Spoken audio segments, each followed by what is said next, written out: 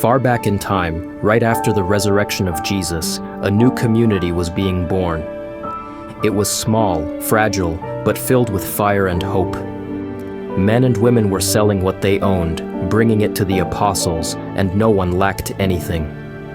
It was a glimpse of heaven on earth, ordinary people living with extraordinary generosity. But in the middle of that light, a shadow appeared. A couple made a decision that looked small on the surface, but it carried a weight that shook the whole church. Their names were Ananias and Sapphira. This is not just an old story. It is a lesson that asks us today, what does it really mean to live with integrity before God and others? In those early days of the church, community life was not just a tradition, it was survival. The believers faced opposition, poverty, and uncertainty. To stand together was their greatest strength. Barnabas, for example, sold a piece of land and laid the entire amount at the apostles' feet.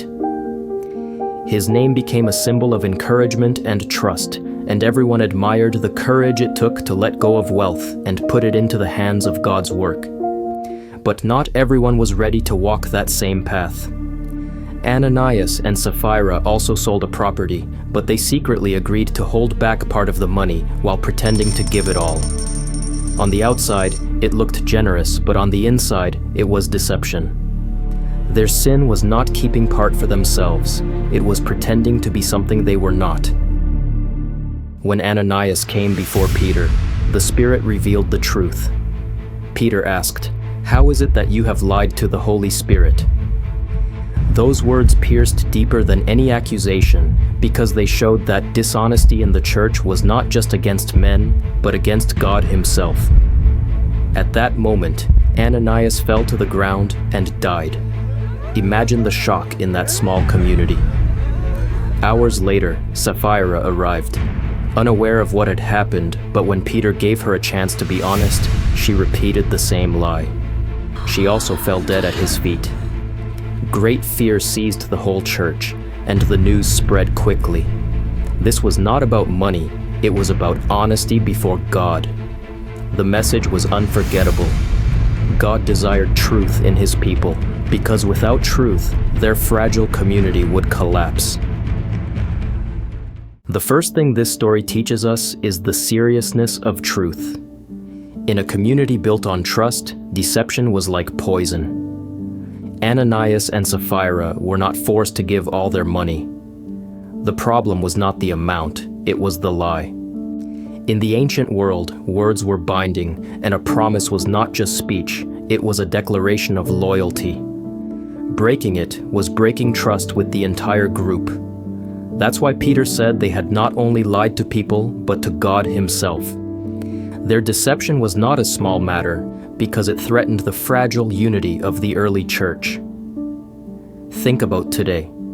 A person might exaggerate on a resume to get a job, or post a perfect picture online that hides the real struggles behind the camera. It may look harmless, but little lies erode the foundation of trust.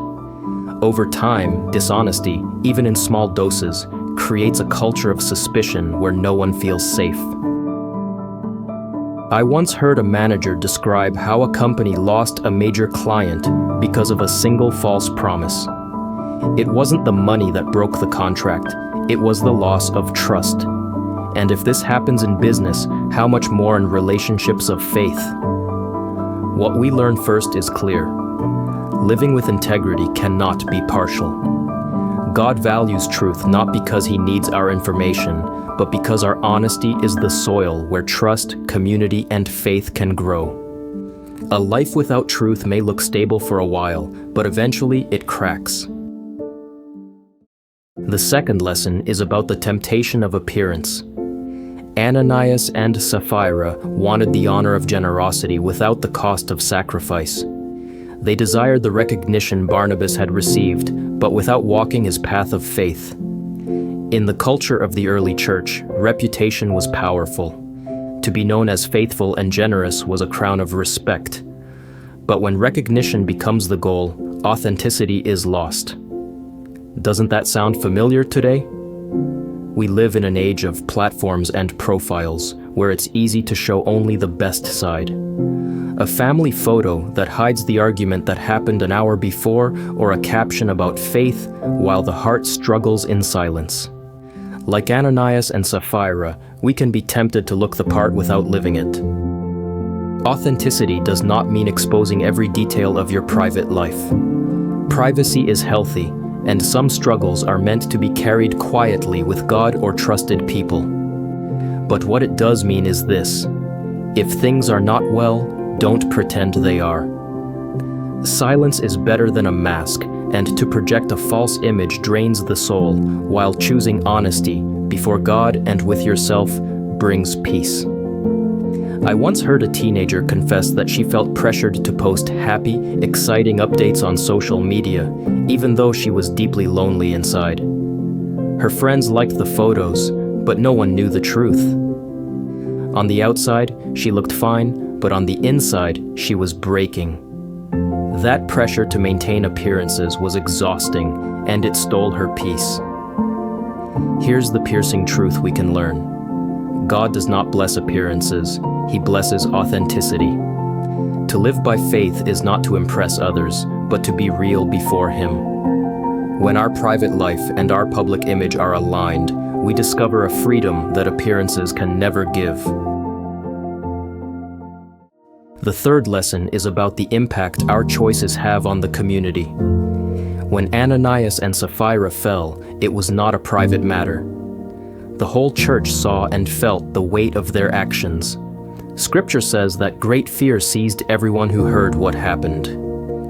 In those days, the church was like a fragile flame in the wind, and every decision either strengthened or weakened that flame. Integrity built unity, while deception threatened to blow it out. That's why this moment marked the believers so deeply. It reminded them that the church was not just a gathering of people, it was a body where every part mattered, and above all, it was a body under God's eyes. Nothing escaped His presence. That's why what was hidden came to light, showing everyone that even in private, God was there. And it's the same today. When a leader falls into hypocrisy, a whole group can stumble. When a parent breaks trust, a family suffers. But when even one person stands firm in honesty, that example strengthens everyone around them. Integrity spreads like light, quiet but undeniable. I remember a story of a teacher who once admitted to her class that she had graded a set of papers unfairly. She could have kept quiet, no one would have noticed, but she chose to tell the truth. Instead of losing respect, her students admired her more, and that one act of honesty created a culture of trust in the classroom. What we learn from this third point is powerful. Faith is not just personal, it is communal. The way we live either lifts others up or pulls them down. Integrity is not only about me, it's about us. So what do we take from this story into our own lives today? The lesson of Ananias and Sapphira is not about money, but about honesty. It asks us to look inside and be real. Think for a moment. Is there an area where I've been hiding the truth, even in small ways? Do I care more about how people see me than how God sees me? What would my relationships look like if I chose transparency instead of appearances? True integrity doesn't mean being perfect, it means living without masks. The person you are on the outside matches the person you are on the inside, and that kind of truth brings peace. It gives others the courage to live honestly too. There's a saying worth remembering: integrity is what we do when no one is watching. And that is where real faith begins. Let's pray. Lord, we thank you first. Thank you for giving us the gift of life today, for surrounding us with your love, and for reminding us that your grace is greater than our failures. Thank you, because even when we fall short, you never stop calling us back to your truth. And now we ask, give us courage, the courage to live with integrity, to be real before you and before others. Make our words and actions line up so that our lives bring strength to the people around us. Teach us to choose honesty even when it costs us something, and help us to remember that truth brings freedom, while deception always enslaves. Give us the humility to admit when we are wrong, and the grace to start again with you. And with hearts full of trust, we lift all these prayers in the powerful name of your Son, Jesus. Amen. If this message spoke to you, I invite you to stay with us here on Calling Heaven. Every video is a space to learn, to reflect, and to grow in faith together. Don't miss the next reflections. We have much more to discover about the lessons hidden in Scripture and how they touch our lives today. And if you know someone who needs encouragement, share this video with them. You never know how one word of truth can change a life. May His peace go with you, may His love sustain you, and in every step you take today, may you feel that you do not walk alone. And may God bless you always.